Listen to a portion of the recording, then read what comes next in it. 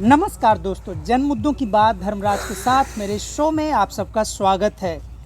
आपने भारत के बारे में एक बात ज़रूर सुना होगा कि भारत प्राचीन समय से साहित्य संगीत की दुनिया में बहुत आगे रहा है। बहरहाल बहुत प्राचीन काल में तो हम नहीं जाएंगे, पुराने समय में नहीं जाएंगे। हम बात करेंगे उस दौर के एक कवि के बारे में, एक शायर के बारे में, जिस शायर को जाने अनजाने भारत के अनपढ़ से अनपढ़ आदमी कोट करता रहता है, नाम लेता रहता है। बल्कि यूँ कहें कि किसी व्यक्ति को दूसरे व्यक्ति पर तंज कसना हो, उसके पढ़ने लिखने की सलाहियत की मजाक उड़ानी हो, तो कहता है कि गालिब बने बैठे हो क्या। आखिर यह गालिब थे कौन, कैसे व्यक्ति थे? वैसे तो उर्दू साहित्य पर और रेख्ता जैसे चीज़ों पर बात करने के लिए बहुत सारे यूट्यूब चैनल हैं, बहुत सारे लोग हैं, शायर हैं। सारे लोगों ने अपनी अपनी समझ के हिसाब से कुछ बातें कही हैं। लेकिन आज हम मिर्ज़ा गालिब के शेर व शायरी में आखिर था क्या? गालिब कैसे हो गए? गालिब की मौत भले ही बहुत पहले हो गई, लेकिन गालिब अब हमारे बीच ऐसे हैं जैसे लगता है कि वे कहीं गए ही नहीं थे। मिर्ज़ा गालिब के लिटरेचर पर, उनकी शायरी पर, उनके मिजाज पर बात करने के लिए आज हमारे साथ हैं जवाहरलाल नेहरू यूनिवर्सिटी के मामू ढाबा के बेहद हरदिल अजीज़, लोकप्रिय, खुश मिजाज मामू, जिनका प्रेम से भले ही नाम मामू है। मामू ढाबा कैंटीन चलाते हैं जवाहरलाल नेहरू विश्वविद्यालय के एडमिन ब्लॉक के पीछे। लेकिन जेएनयू का पिछले 20 साल में शायद ही कोई ऐसा शख्स होगा जो मामू के मोहब्बत से होकर नहीं गुजरा होगा। मामू, मैं आपको अपने चैनल दैनिक अम्बेडकर पर बहुत स्वागत करता हूं। थैंक यू, शुक्रिया आपका। आपने उर्दू पर पीएचडी किया है, आप जेएनयू में बहुत ही लोकप्रिय रहे। मिर्ज़ा गालिब के बारे में जब भी बात होती है आप गुस्सा हो जाते हैं। आप गालिब का नाम आते ही गुस्सा क्यों हो जाते हैं? सबसे बड़ी वजह यह है गालिब पे गुस्सा आने की।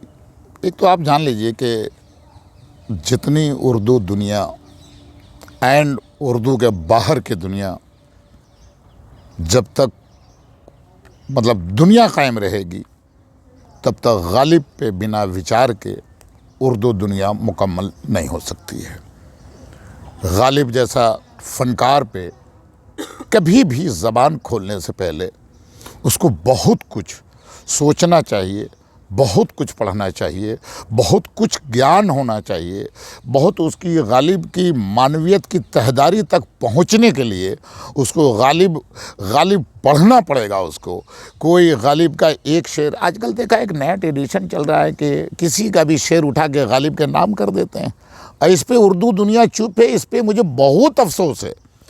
क्यों नहीं इन कम पढ़े लिखे उर्दू वालों को ये बोलिए, या उर्दू के नाम पे जो दाल रोटी कमा रहे हैं, इन बेवकूफ़ाना हरकत करने वालों पे, जिसने किसी का शेर, सड़क छाप शेर को अब गालिब के नाम कर से आप उसका वीडियो बना देते हैं, आप उसका रील बना देते हैं, आप उसका डॉक्यूमेंट्री बना देते हैं। गालिब पे डॉक्यूमेंट्री बनाने वाले को भी गालिब के बारे में अभी वो जानकारी नहीं है जो उसको डॉक्यूमेंट्री बनाने से पहले उसको तहकीक कर लेनी चाहिए थी। एक नसीर उद्दीन शाह की आपको बहुत याद है कि गालिब पे सीरियल बनाया था उसने। गालिब पे आज के दुनिया में तकरीबन मुझे लगता है कि दुनिया की कोई यूनिवर्सिटी ऐसी नहीं है जिस पे गालिब पे काम नहीं हो रहा। गालिब को बहुत कम लोगों ने सिर्फ क्लासरूम तक गालिब के बारे में जानकारी लेने की कोशिश की। हमारे खुद ही सब्जेक्ट में जो एग्ज़ाम में कुछ सेलेक्टेड इंतखाबी गज़लें थी उसकी, वो सब हम लोगों ने पढ़े हैं। वो एग्ज़ाम पास करने के लिए, एग्ज़ाम पास करना था, इसलिए गालिब के उन अशार की तशरीह मुझे देख के, रट के, समझ के, चोरी करके, जैसे भी करना हुआ एग्ज़ाम में मैंने लिखे। ताकि आपने भी चोरी की? नहीं, गालिब पे क्या चोरी करना था। मैं दुनियावी बात कर रहा हूँ कि जिस तरह का एक असलहा आया उसमें अगर जो गालिब के शेर पे एग्ज़ाम लिखना हो तो उसमें चोरी भी करना हुआ तो कि बहुत बड़ा इल्ज़ाम गालिब पे नहीं लग रहा है, ठीक है ना। आपके किरदार में भले लग रहा है कि गालिब को लिखने के लिए आपको चिट्टे और पुर्जे की ज़रूरत पड़ गई। गालिब तो इतना बड़ा है कि जितना नीचे जाएंगे उतनी ज़्यादा गहराई बढ़ती जाएगी गालिब को समझने के लिए। जितना ऊपर जाएंगे, आप शाहीन भी बन जाइएगा तो गालिब यही कहेगा कि तू ज़मीन से अपनी ऊंचाई नाप रहा है, आसमान से अपनी गहराई नहीं नाप रहा है, तो भी कितना नीचे है। गालिब के बारे में कुछ पढ़े लिखे लोग भी जो आईएएस कोचिंग सेंटर चलाते हैं अच्छा, दृष्टि के नाम से, नाम है विकास दिव्य कीर्ति, नाम तो बहुत बड़ा है। मैं आपको रोक दूंगा, थोड़ा टोक दूंगा कि आप बहुत बड़े आदमी के बारे में कहने जा रहे हैं। मैं बहुत बड़ा आदमी उसको इसलिए नहीं मान सकता हूँ कि वो बड़े आदमी अपने फील्ड का होगा। मैं आईएएस को कभी बड़ा आदमी नहीं मान सकता, चूँकि बड़ा आदमी की पढ़ाई वो नहीं पढ़ सकता है। वो एक बीए लेवल का सिलेबस होता है। ये नदी कौन सी कहाँ से कहाँ बहती है, ये पहाड़ कितनी ऊंचाई है, भूगोल से लेकर तारीख और तारीख से लेकर कुछ महदूद दायरे का जरिया का उनको तारीख, जाहिर सी बात है आप भी पढ़िए वो भी पढ़िए, आईएएस वाला भी पढ़ता है, उसने कुछ तारीख में नया कुछ तो लिखा नहीं होगा। भाई बादशाह वक्त मुगलिया सल्तनत की जो तारीख होगी वही लिखेंगे जो दुनिया की तारीख ने लिखा होगा। और दिव्य कीर्ति तारीख दा थोड़ी वो है, तारीख पढ़ने वाला है, तारीख लिखने वाले ये लोग नहीं है। तो दिव्य कीर्ति ने एक बार गालिब को प्यांक बोल दिया, मताल बोल दिया। दिव्य कीर्ति को ये सोचना चाहिए कि मताल और शराबी तुम्हारे बोलने से पहले तेरा मन नहीं कांपा था क्या कि तुम किसको मताल और शराबी बोल रहे हो? क्या तुम्हारे घर का दरवाज़ा कभी खटखटाया है क्या? और क्या तुमको उस, अगर जो दिव्य कीर्ति ने सिर्फ गालिब को पढ़ के अगर जो आईएएस की कोचिंग सेंटर चला लिया है और आईएएस के कोचिंग सेंटर में गालिब को ये पढ़ा भी रहा है तो एज ए टीचर पढ़ा रहा होगा। तो वैसे टीचर तो 2-4 करोड़ हैं ज़िंदगी में यार, जिसने गालिब पे पढ़ाई की है और गालिब पे पढ़ा रहे हैं। गालिब पे बोलने के लिए दिव्य कीर्ति अभी बहुत छोटे ज़ात का इंसान है, बहुत छोटे कद का इंसान है।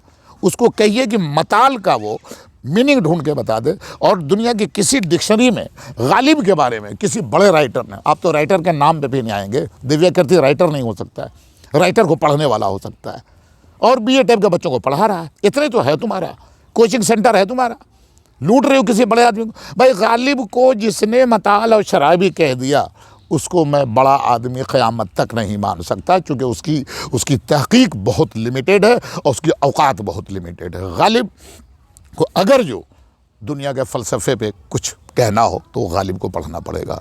दुनिया के किसी भी फ़लसफ़े को जानना होगा तो गालिब को पढ़ेगा। बहुत बड़े बड़े फ़िलासफ़र को गालिब ने अपने फ़लसफ़े से ये साबित कर दिया है कि मैं गालिब हूँ। बल्कि कहा भी बहुत जगह उन्होंने कि है और भी दुनिया में सुखनवर बहुत अच्छे कहते हैं कि गालिब का है अंदाज़ बयान। वो जब अंदाज़ बयान और जब कहता है प्लस और एक गालिब के मतलब है कि बादशाहत का भी एक उदाहरण देता हूँ मैं कि वो इतना बड़ा बादशाह था कि एक उन्हीं के ज़माने का एक शायर हैं मोमिन खां मोमिन, जिनका एक शेर है कि तुम मेरे पास होते हो गोया जब कोई दूसरा नहीं होता।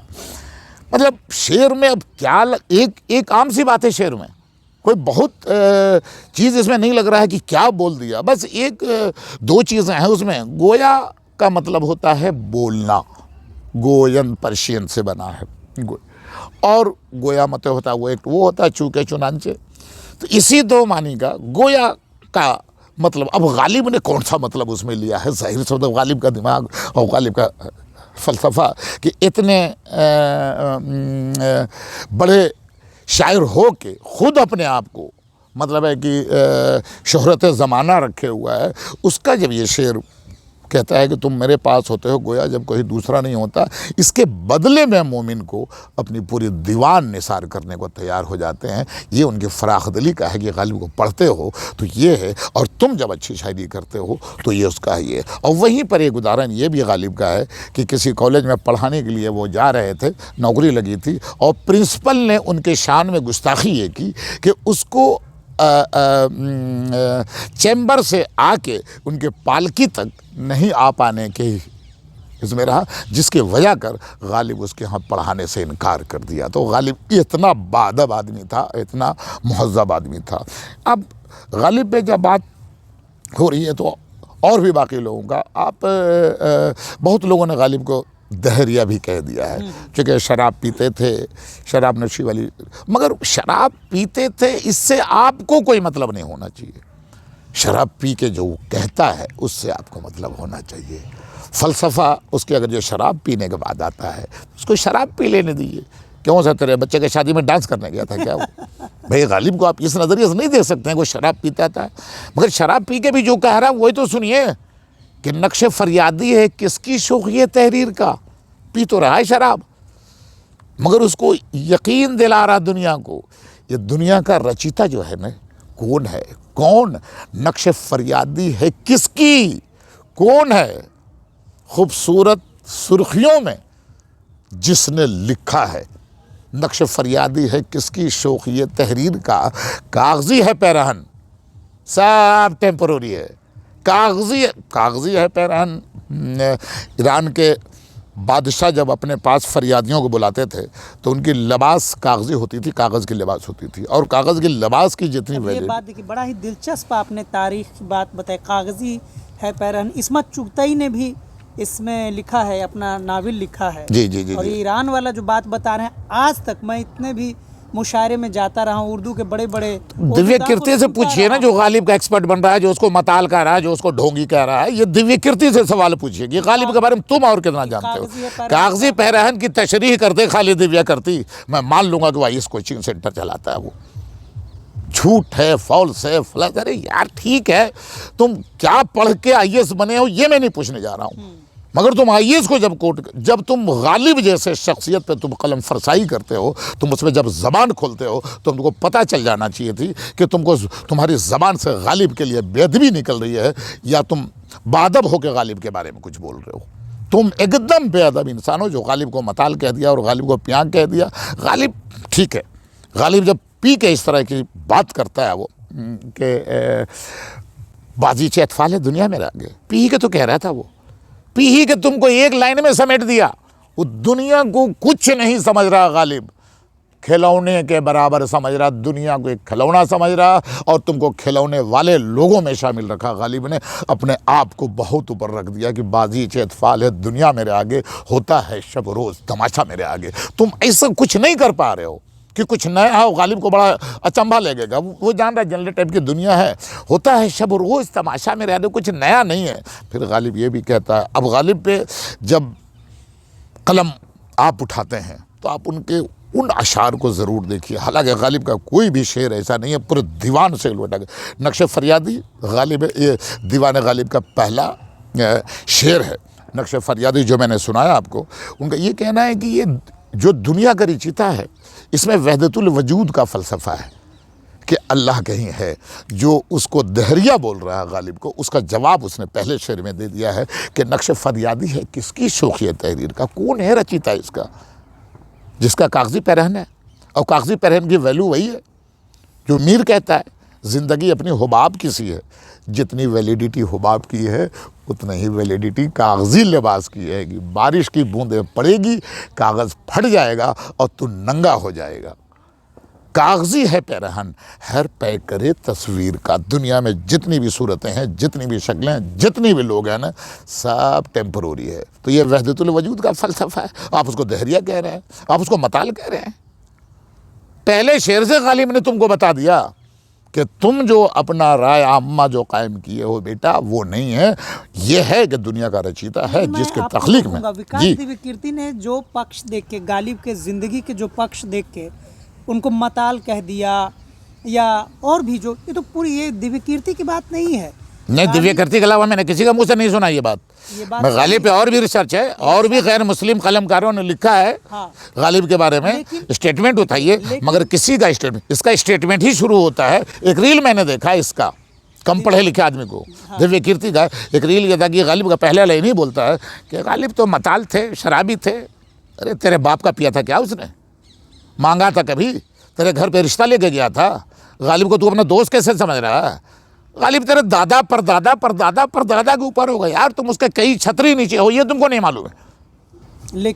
लेकिन उसमें जो है एक इमेज है, गालिब का एक इमेज तो है, क्योंकि शराब की जब बात आती है तो पता नहीं, मुझे लग रहा है कि शराब गालिब साहब के पहले ही आ गई थी दुनिया में, ये बात तो तारीख का हिस्सा है। ठीक है, लेकिन इंडिया में अब जब शराबियों के बीच में भी कोई बैठे तो किसी भी शराबी का अगर कोई मजाक उड़ाए तो वो अपना हवाला कहता कि गालिब भी शराब पीते। नहीं, शराबियों की महफिल में कौन बोल सकता है? शराबी उनके महफिल में कौन था, यही मुझे बताइए जरा। हम यही, अगर जो शराब, अगर जो गालिब, अगर तो आम लोग कम पढ़े लिखे हैं, मैं क्या करूं? आम लोग गधे हैं, जाहिल हैं। आम लोगों ने तो गालिब को चलते हुए दिखा दिया सीरियल में। गालिब पे जो सबसे बड़ा काम आज के डेट में उर्दू अदब का कोई इंसान करके मर गया है, उसका नाम है काजी अब्दुल सत्तार, जिस पे मैंने पीएचडी किया है। और गालिब पे उनकी एक नावल है जिस पे मेरा काम भी है।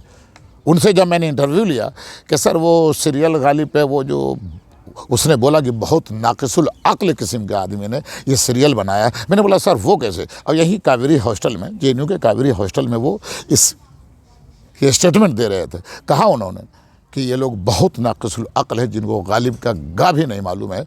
वो अगर जो गालिब पे कोई सीरियल बनाता है, गालिब को पैदल चलते हुए दिखा दिया है, जबकि कभी भी पालकी से नीचे वो नहीं उतरा है, तो ये दिव्य कीर्ति को बताइए जो पालकी से उतर के अपने प्रिंसिपल के पास नहीं गया और प्रिंसिपल नहीं आया लेने के लिए, तो पैदल भी जा सकता था मिलने के लिए उससे। आज के लोग तो नौकरी को भगवान का दर्जा दे बैठे हैं। तो भगवान तो वो अपने, भगवान के ज़माने में तो दुनिया जाहिर बात, उस ज़माने में भगवान कौन थे? बादशाह वक्त जो थे। कभी किसी बादशाह का कसीदा लिखा है क्या उसने? कभी जी हुजूरी किया है कभी जाके? कभी उस्ताद कभी पाँव दबाया क्या जाके इसने? गालिब को जो मन आता था, मेरे मन को भाया, कुत्ता काट के खाया टाइप से। हालांकि बहुत बुरा उदाहरण मैं दे रहा हूँ गालिब के बारे में, ये अदबी उदाहरण आप मत रखिएगा, होगा तो काटना होगा काट दीजिएगा। मगर और देखिए, और गालिब को अजमत नापनी हो गालिब की कि क्या है गालिब, तो सिर्फ एक शेर उसका मैं बताता हूँ जिसकी मैं कोशिश करूँगा कि तशरीह कर दूं। गालिब पे जिन लोगों ने कलम फरसाई करने की कोशिश की है, जिन लोगों ने ज़बान खोलने की कोशिश की है, उसको एक बार गालिब की असलियत, गालिब का वजूद, गालिब की अज़मत, गालिब का वक़ार, ये सब आपको चेक करना चाहिए कि गालिब कौन है, क्या करते थे, क्या नहीं करते थे। गालिब के शेर से, गालिब को एक दो शेर से तुमको कहाँ पर मताल लग जाता है, ये यार तुम्हारी तहकीक कमी है। और दुनिया ने जो इतने दुनिया तक जो लोग अभी तक रिसर्च कर रहे हैं, बड़े बड़े अंग्रेज़ों ने भी लिखा है इनके बारे में, उन लोगों के स्टेटमेंट में कहीं देखा दीजिए कि गालिब मताल था और शराबी था। और जिसने भी गालिब को मताल और शराबी कहा है, गालिब को लोग अंग्रेजी में कितने ट्रांसलेशंस छप के आ गए हैं और कोई ट्रांसलेशंस उतना मुकम्मल नहीं लगता है जितना खुद गालिब आज भी है। रहती दुनिया तक गालिब पे मुकम्मल मुसलसल तहकीक जारी रहेगी और गालिब अपने आप शोहरत को लेके ऊपर बढ़ता जा रहा है। जितनी तहकीकात होंगी उन पे, उतना ही उनका मर्तबा आला और बुलंद होगा। ये गालिब के बारे में एक बहुत छोटा सवाल है, मैं आपको थोड़ा रोकूंगा, बहुत छोटा सवाल है। जी आप कहाँ है गालिब? गालिब हर उर्दू दां के दिल में, सीने में बसता है। जिस तरह एक हाफिज़ के सीने में कुरान बसता है मुकम्मल, उसी तरह हर उर्दू वाले के दिल में गालिब बसता है। गालिब को कहाँ ढूंढोगे? दिल में है तस्वीर यार, जब ज़रा गर्दन झुकाई देख ली, यहाँ है गालिब। हर उर्दू पढ़ने वाले, हर गालिब को पढ़ने वालों के साथ गालिब चल रहा है।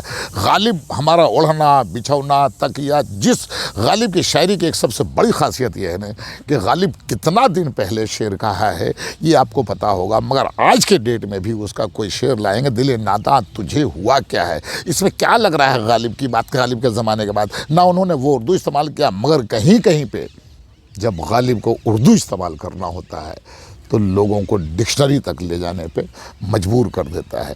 एक शेर देखिए उसका कि तीसे बगैर मर न सका कोहकन असद। अब इसमें तीसा आ गया है, ढूंढते रहिए डिक्शनरी में। इन लफ्ज़ों का आम शायरों ने कहीं पे बहुत कम, हमें अभी तक नहीं मिला, आप लोग को मिले तो बता दीजिएगा कि तीसे का इस्तेमाल कहीं और हुआ है। तीसे बगैर मर न सका कोहकन। कोहकन फरहाद का लक़ब है। कोहकन कहते हैं एक पत्थर तोड़ने वाली कौम को, ठीक है। असद खुद अपने आप को गालिब कह रहा है कि चल, इस कहानी की शुरुआत यूँ होती है कि श्री फरहाद की एक दास्तान है जिसका मैं खुद कंफ्यूज हूँ कि वाक़या सच है कि नहीं है। कभी पाकिस्तान कहता है कि यहाँ ये फरहाद का मज़ार है, कभी ईरान में उसका मज़ार है, तो एक ही इसका कितने जगह पे मज़ार हो सकता है? तो इसमें क्या सच्चाई है? मगर कहानी ये है कि गालिब के पास भी जो कहानी है वो यही कहानी थी कि ईरान के बादशाह की बेटी का नाम शीरी है और उसी इलाके में एक पत्थर तोड़ने वाली कौम का एक काम करने वाला बेचारा गरीब इंसान जिसका नाम फरहाद है। फरहाद बादशाह वक्त की बेटी पे फिदा हो जाता है, सुंदर बादशाह की बेटी और फरहाद। मगर वो जो नहीं मुमकिन है वही सोच लिया फरहाद ने। बादशाह की बेटी को पसंद करके उसको हासिल कर लेना ये इसके सोच से भी बहुत दूर आ गई थी। बहरहाल जब बात पता चली बादशाह वक्त को तो उसने बुलाया फरहाद को और कहा कि क्या मकसद है तुम्हारा भाई, क्या तमन्ना है, तुम क्या चाहिए तुमको बताओ। तो बोला आपकी बेटी पसंद है मुझे। वो तो बेचारा डरपोक है, क्या बोलेगा, जो सच है वो बोल दिया कि आपकी बेटी पसंद है मुझे। तो बादशाह वक्त ने कहा ठीक है ये मंजूर है। आप उल्टा कह रहे हो, डरपोक की निशानी तो नहीं। कोई किसी लड़की महबूबा के बाप के सामने अगर ये कह दे कि आपकी बेटी चाहिए तो बड़ा ही हाँ मोहब्बत, मगर मोहब्बत में डर को एक तरफ दर्जा दिया जाता है। अच्छा, मोहब्बत में कहीं ना कहीं पर एक खौफ होता है कि जाएं कुछ कहें और ना हो जाए, ये दिस इज खौफ। अच्छा। आप भी किसी लड़की से बात करते हैं और तो पहले आपके दिल में दो सवाल आते होंगे कि जाऊं बात करूं, वो सही जवाब देगी कि नहीं देगी, या हो सकता है दो चार पड़ाके भी जड़ सकती हैं वो आपको। तो एक डर ये है कि इसने डरते डरते अपनी बात कह दी कि मुझे आपकी बेटी पसंद है, बहुत हसीन है वो, हमें उस पर। तो कहा बादशाह वक्त ठीक है, अगर जो ये है तो मेरा भी एक शर्त है। बोला जो भी दुनिया की शर्त हो, मुझे शीरी को पाने के लिए दुनिया का कोई भी शर्त मंजूर है मुझे। तो बोला ठीक है, ये पहाड़ जो है ना 8 पहाड़ काट के, 8 पहाड़ों को काट के दूध की नदी बहा दो, दूध का नहर बहा दो इसमें। जिस दिन ये तुमने कर दिया उस दिन शीरी तुम्हारे हिस्से में। इसको पता था कि होना ये भी नहीं है, होना ये भी नहीं है। अच्छा। मगर इश्क था तो था, लमहला इश्क, लमहला इश्क। इश्क करने के जुनून में इसने अपना एक कुल्हाड़ी उठाया और पहाड़ खोदना शुरू कर दिया। पहाड़ खोदते खोदते बहुत करीब आ गया। तो बादशाह वक्त को पता चला कि वो कहीं अगले 2-4 महीना में मेरे और करीब ना आ जाए और मेरी बेटी पे कब्जा ना कर ले। तो कहा कोई साजिश रची जाए। लोगों ने दिया मशवरा कि ऐसा करो, आप फरहाद के मर जाने की खबर उड़ा दो। बादशाह वक्त था, उड़ा दिया कि फरहाद मर गया है। शीरी को पता चला, फरेब तो पता था बाप का उसका कि मेरे चाहने वालों की मौत अगर जो मेरे चाहत में किसी की आ सकती है तो फिर मेरा बचना मतलब कोई मीनिंगलेस है, मीनिंगलेस है। जब मेरा है ही नहीं कोई, जब मर ही गया, जो मुझे चाहता हूँ मर ही वो मर गया, तो अब मेरे को बचना कोई बहुत शौक की बात नहीं है। वो छत पर से कूदती है और जान दे देती है, अपने आप को फना कर देती है। अब ये खबर फरहाद तक पहुंचती है। डॉक्टर साहब, फरहाद तक ये खबर जाती है और फरहाद ये खबर सुन के जो एक कुल्हाड़ी पत्थर पे मारना था वो अपने सर पे मार लेता है और शीरी और फरहाद की कहानी द एंड हो जाती है। वहाँ से गालिब शुरू होता है। अब गालिब देखिए, मतलब आप समझ लीजिए कि इतने बड़े आशिक को भी गालिब ने एक चुटकी में मसल दिया। भले कोई नया काम नहीं किया फरहाद तुमने, उसकी मौत को उसने वैल्यू नहीं दिया। फरहाद की मौत को जिसको दुनिया आशिक समझ रही है, गालिब ने उसमें चटाई और दरी उठाने वाला समझ लिया उसको। बोला देख, तुमने जो मौत लाने की कोशिश की है ना, वो कोई नया नहीं है। सरगश्ते खुमारे रसूम व क़यूद था। रस्म का बहुवचन रसूम, कैद का बहुवचन क़यूद। वो दुनिया के रस्म और कायदे से अलग होके नहीं मरा, उसी में कैद रहा। उसी में कैद रहा, रस्म रिवाज में। हाँ, रस्म रिवाज में बंदिश में था। उसने मरने का कोई नई टेक्निक और नई कोशिश नहीं की। मरना पानी में छलांग लगा के मर गए होते, दिस इज मरना। कोई बोले कि ट्रेन के नीचे आके मर गए, ये भी मरना है। कोई बोला छत पर से कूद के मर गए, ये भी मरना है। कोई बोला जहर खा के मर गया, ये भी मरना है। मगर गालिब इस मौत को नहीं मारता है।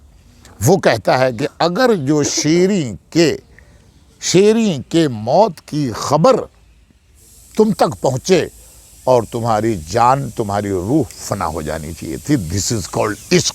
ये गालिब कहता है कि महबूबा के मर जाने की खबर पे तुमको कुल्हाड़ी की मदद लेनी पड़ गई, तो ये तो आम मौत हो गई। महबूबा की खबर सुनते ही तुम्हारी रूह फना हो जानी चाहिए थी, तुमको ख़त्म हो जाना चाहिए था। तब गालिब कहता है कि तीशे बगैर मर न सका कोहकन असद, सरगश्ते खुमारे रसूमो क़यूद था। तो गालिब जब इस मेयारी शेर, अब समझ लीजिए इस शेर से गालिब का वक़ार और गालिब की अज़मत का पता चलता है आपको कि इतने बड़े कहानी को भी उसने बहुत उंगली के चुटकियों में दबा के बोला है यार, ये कोई नई बात तुम नहीं बोले, कुछ नई बात कह देते तो मैं ज़रा ताली भी बजाता। फिर गालिब की अज़मत को देखना हो तो आ जाइए एक शेर और, दाम हर मौज में है। ये आप शेर देख लीजिएगा, चूँकि हम तो एक टुकड़ा भी बता दें, क्या मुखड़ा भी बता दें, मेरे उम्र के हिसाब से हो सकता है गालिब का मुकम्मल शेर कभी जहन से निकल जाए तो वो माफेबुल रहेगी। आपके चैनल के थ्रू मैं कह रहा हूँ कि मेरे ज़बान से जज्बात में मैं बहुत गालिब के बारे में भावुक हो जाता हूँ। उसमें कुछ अगर जो शेर कुछ आगे पीछे हो जाए तो उसको आप डिक्शनरी से देख के, किताब से देख के, वो कोई इल्ज़ाम की बात नहीं है।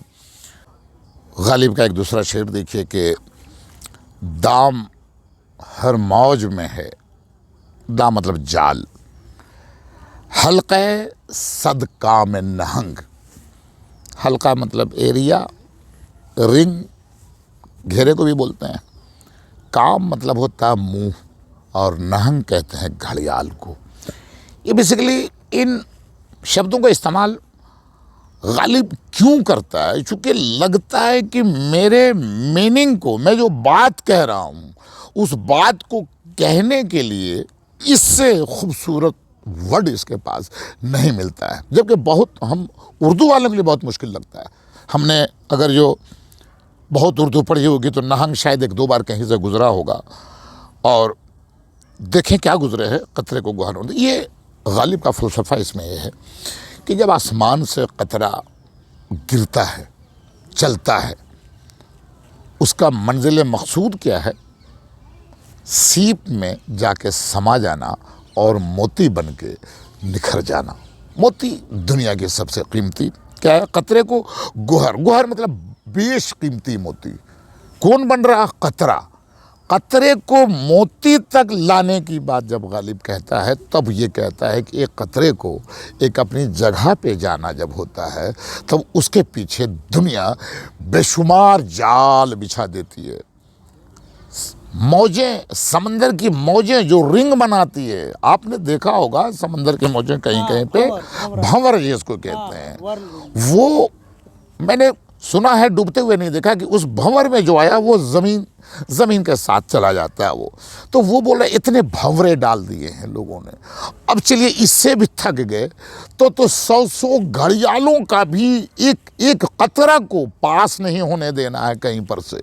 इतने जाल बुने इन्होंने, इतनी घड़ियालें लगाई उन्होंने, चूँकि कभी भी एक इंसान को मुकम्मल इंसान बन जाने तक दुनिया जितने मराहिल और मुसीबतों से गुजरना पड़ता है, उसी को गालिब ने। और ये लगता आज की बात कह रहा है कि आपकी तरक्की की कोई खबर अगर यूँ कहीं आ जाए तो शायद बहुत कम आदमी होगा जिसको दिल से खुशी हुई होगी। आपके साथ रहने वाला भी आदमी आपके एकदम अचानक तरक्की से, आपका अचानक रिजल्ट आ जाए कुछ बहुत अच्छा सा, खुशी अब बनावटी हो जाती है। अब मेरे दिमाग के पीछे चलता रहता है कि अब तो आप बड़े आदमी हो गए डॉक्टर साहब, अब कल से मेरे पास कौन आएगा, कौन बैठेगा। ये एक इंसानी फितरत है, और यही गालिब ने भी कहा है, जो आज हमारे आपके बीच में वही चल रहा है। तो ये उस वक्त गालिब कह रहा था कि एक आदमी को आदमी बनने देने में, एक कतरे को गोहर तक पहुंच जाने में इतनी घड़ियाल, इतनी मौजें, इतने ये हैं कि अब उसको, मगर चूँकि इंसान और गालिब कभी थक नहीं रहा है, कभी हार नहीं रहा है, कभी ऐसा नहीं कि मतलब है कि दाम और मौज के डर से कतरा ज़मीन पर नहीं आएगा। कतरा को आने ही आना है, इंसान को पैदा होना ही होना है, ज़िंदगी उसकी लिखी हुई है, पैदा होना मर जाना। अब गोहर बन के मरता है या सड़क पे मरता है, ये गालिब ने कह दिया कि बहुत मुश्किल है, मगर अगर जो तुमने मोती बनना है तो इन जाल घड़ियाल से तुम्हें बच के चलना पड़ेगा, तभी तुम एक मोती का माफिक। आपने एक आप अक्सर एक शेर पढ़ते हैं जब भी हम लोग आपके ढाबे पे बहुत खुश मिजाज होके चाय पीने आते हैं, एक शेर आप अक्सर पढ़ते हैं, ढांपा है करके है। ढापा कफन्ने दागे ओयूबे बिरहंगी। क्या बात है, क्या बात है, क्या कहना है। मतलब ओयूब ऐब का जमा, ऐब की जमा बहुवचन, ऐब, ऐब से ओयूब।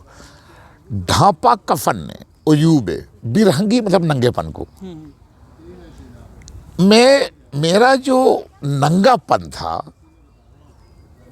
उसको ढांपा किसने?